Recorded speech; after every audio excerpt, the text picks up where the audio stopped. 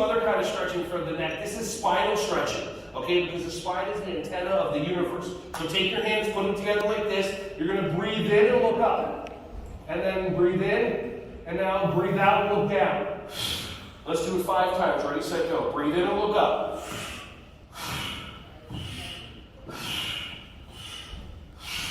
Two more. One more. Just like that. And now your spine stretches.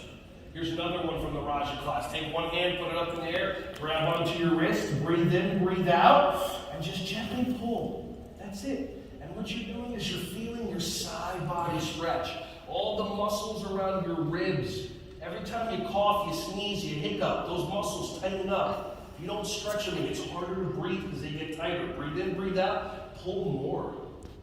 Your brain might say stuff like, okay, it's enough stretching, you don't deserve it, blah, blah, blah. Listen to your heart as your heart tells you, this feels amazing, keep going. One more time, breathe in, breathe out, and pull. Good for you that are still stretching, and good for you that are not still stretching. I know that's weird. Okay, let's switch sides. See, that's weird, breathe in, breathe out. That's weird because I used to be programmed like a lot of people. If you do what I tell you to do, then I acknowledge you. If you choose not to do what I tell you to do, then I change my behavior. For me, I just give information. Do you realize if you're in front of a classroom, you're all keynote speakers?